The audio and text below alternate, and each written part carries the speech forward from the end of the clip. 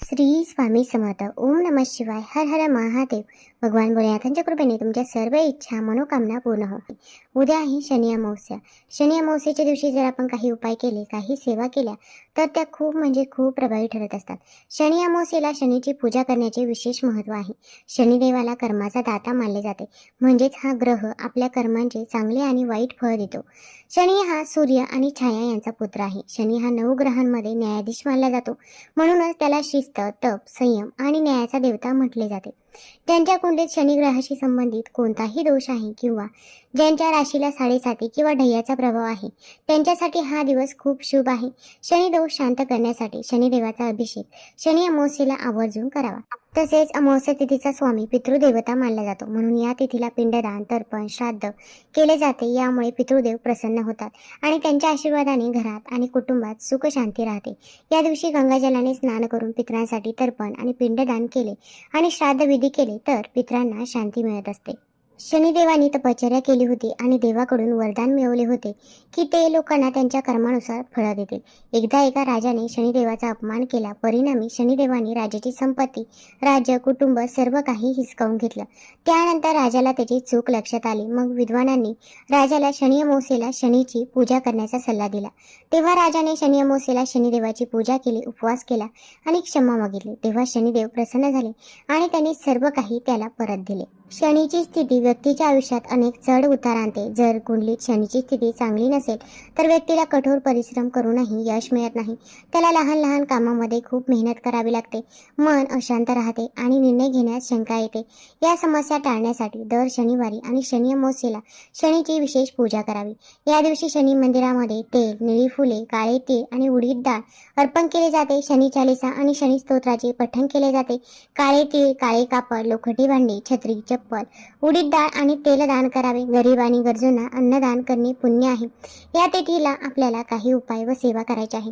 भरपूर वेळा आपल्या आयुष्यामध्ये अनेक अडचणी, अडथळे, संकटे असतात आणि ते काही संपायचं नाव घेत नाही. तसेच आपण मेहनत तर करत असतो, पण मेहनतीचे देखील आपल्याला पाहिजे तसे फळ हे काही केल्या मिळत नाही. मग आपल्या कष्टाला नशिबाची साथ मिळण्यासाठी, आपल्या आयुष्यातील दुःख, दारिद्र्य, गरिबी दूर होण्यासाठी या दिवशी कोणते उपाय करावे, कोणत्या सेवा कराव्या याच्याबद्दलची माहिती मी आज तुम्हाला या व्हिडिओमधून देणार आहे. तत्पूर्वी तुम्ही नवीन असाल तर चॅनल लाईक करा आणि सबस्क्राईब देखील करा. तसेच कमेंटमध्ये श्री स्वामी समर्थ किंवा हर हर महादेव किंवा ओम शनिदेवाय नमः लिहायला विसरू नका, की जेणेकरून आपल्याला देखील भगवान भोलेनाथांचा, भगवान शनिदेवांचा आशीर्वाद हा प्राप्त होईल. आता या दिवशी आपल्याला शनिदेवाची पूजा करायचीच आहे, पण त्याचसोबत मारुती रायाची देखील पूजा करायची आहे. कारण की भगवान शनिदेव म्हणतात, जो पण मारुतीची पूजा करेल तो मला अत्यंत प्रिय असेल.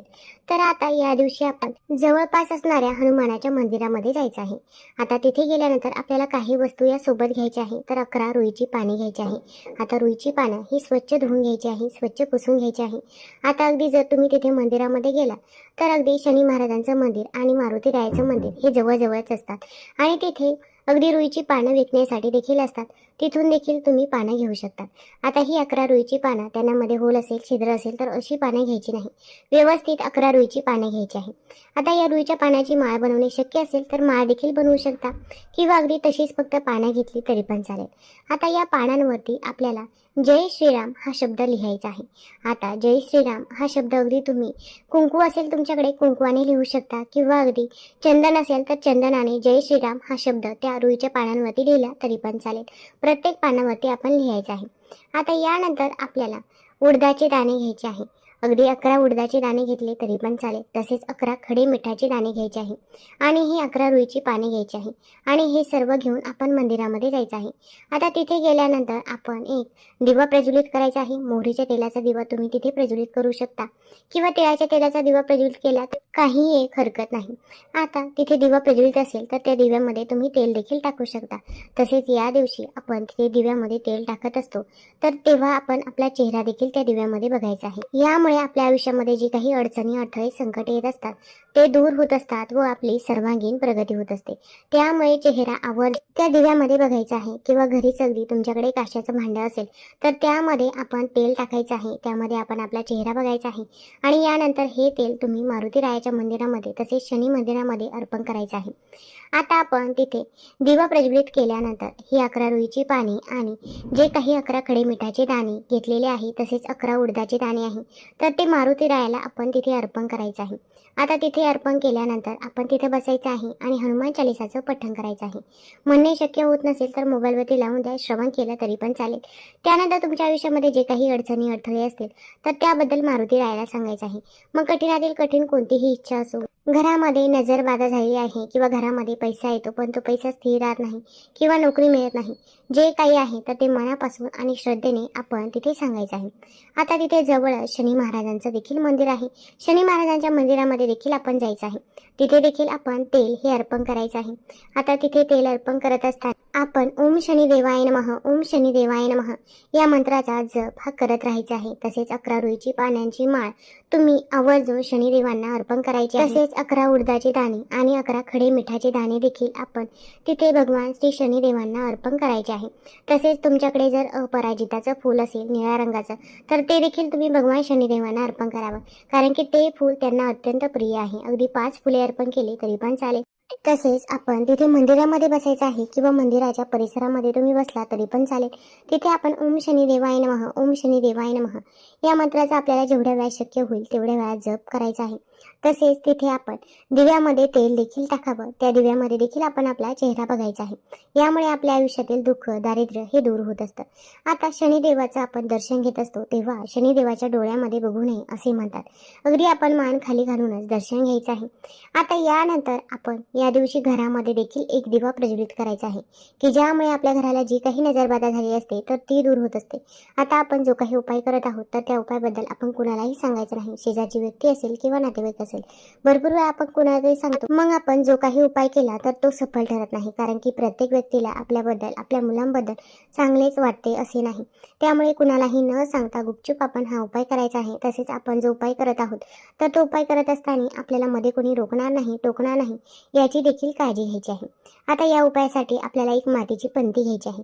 मातीची पंती ही व्यवस्थित असावी, काळवंडलेली असेल किंवा फुटलेली असेल तर अशी पंती आपण चुकूनही घ्यायची नाही.